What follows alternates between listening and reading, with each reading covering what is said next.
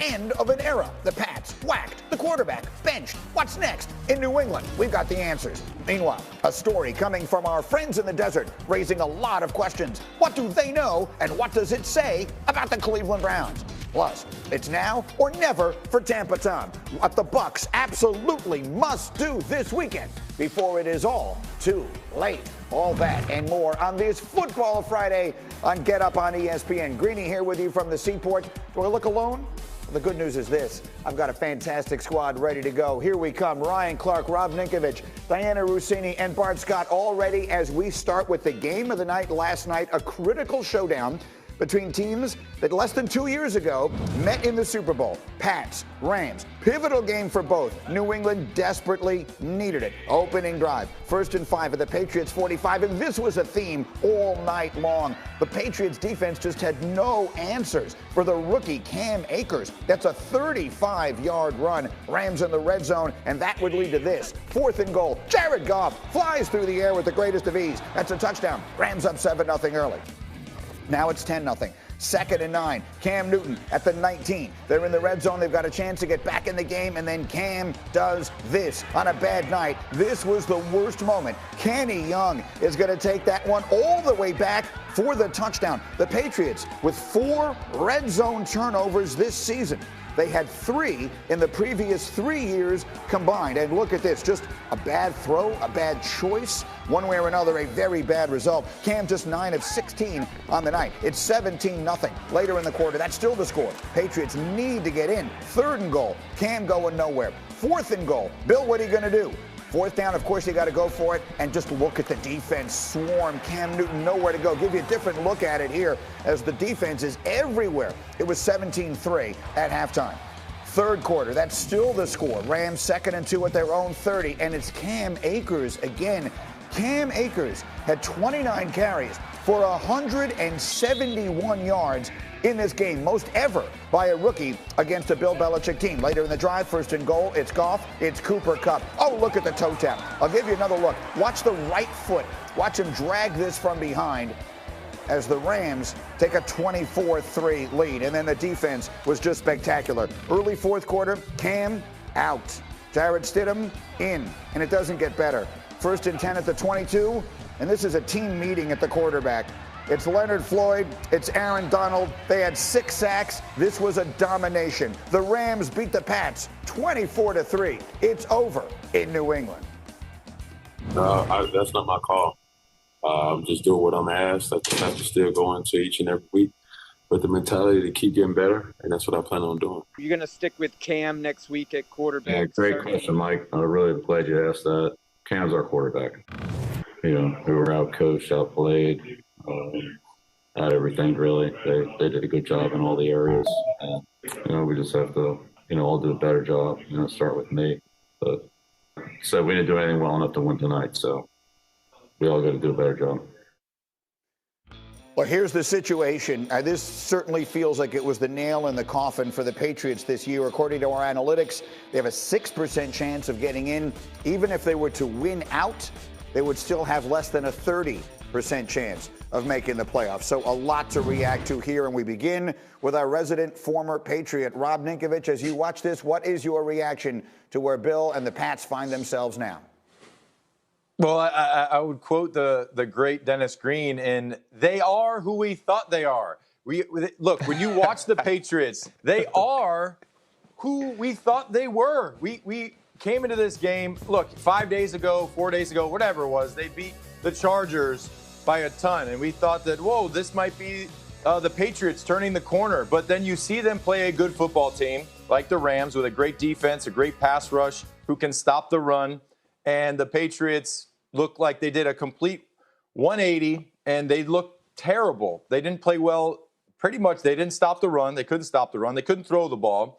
And if you take the last 3 games of Cam Newton and combine them into one stat, he is 30 for 53.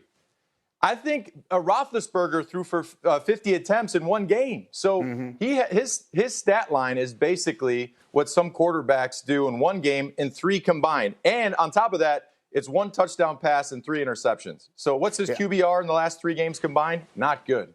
Not good. It certainly feels like it is over there. And so I feel like we can take this big picture or small. RC, as I come to you, what's next? The Patriots have 3 games left here. They look at whatever it is that the next iteration of this is going to be. What comes next for New England? This season is over, and this season was a wash for the New England Patriots. This season was much like 2020 was for all of us. We're trying to start over and figure out how we are going to move on with life. Well, that's where the Patriots are, but I believe they took a step backwards. This was supposed to be the year that you figured out how to move forward without Tom Brady. I don't think you answered any of those questions. You had 8 opt-outs on this team, and so you were really hurt defensively. You obviously lose Tom Brady. You pick up Cam Newton late, and it really never turned into something that you could do offensively where you could pass the ball efficiently all year, but you knew you had issues on the outside. They haven't drafted well when it comes to skill players in New England, and that's Bill Belichick. They obviously weren't prepared for Tom Brady to leave and have Jarrett Stidham or someone else that they had come up through their organization take his place, and so you go to Cam Newton. And so when you look at this is on Bill Belichick and on what Bill Belichick can do moving forward. Is he there for a rebuild? Can he retool? Can he have a different rendition of the New England Patriots be successful? Because that's what this offseason is going to be about. This team is over. The team of the last 2 decades is dead. Can he revive this organization with the great coach and the GM that he is? Yeah, the streaks that come to an end, you saw it on your screen a moment ago, 17 straight years of double-digit wins. It's also 11 consecutive years in the playoffs, which is an all-time NFL record, and that is now almost assured of coming to an end. And let's talk about the coach there, Bart Scott. How do you see this situation now for Bill playing out? Well, if any team or any organization deserved to pass, the Patriots deserve to pass after 20 years of dominance. I think we'll never see another organization have that sustainable success for such a long duration. But when you think about big picture, you're going to ask yourself, is Bill Belichick at 68 years old going to be willing to stay around to see it, turned around? They have a lot of bad contracts. They're going to have a lot of salary cap space. But my question is Bill the coach of the future? And when I said that earlier on, people thought I was trying to be tongue-in-cheek. But at 68, does he have the endurance to want to stay around for that long? Or should he take a page from his mentor, Bill Parcells, and move up into the upper office and give a guy like Josh McDaniels an opportunity, who he said he was going to give his world to a couple of years? Remember, Josh McDaniels had an opportunity to be the coach of the Indianapolis Colts a couple of years ago. And there's going to be a lot of openings. At what point do you expect Josh McDaniels to say, hey, I'm ready for my second opportunity? You said you were going to give me your world, but you failed to do that so far. So I think big picture is going to be more about what is Bill's role with this organization going forward. And if he wants to stay around for a total rebuild, will a guy like Josh McDaniels want to stay around for it as well? Well, let's come to the person here who knows him the best by far. Rob Ninkovich, what is your sense, knowing Bill as you do, playing for him as many years as you did, at the age of almost 69, do you believe he wants to keep coaching going forward?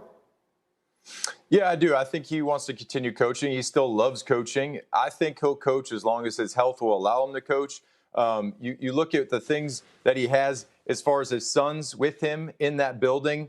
We all know that coaches put a lot of time in. And early, when you have kids and you're not able to be around them, I think he enjoys the process of having his 2 sons, Steve and Brian, with him in the building, learning underneath him.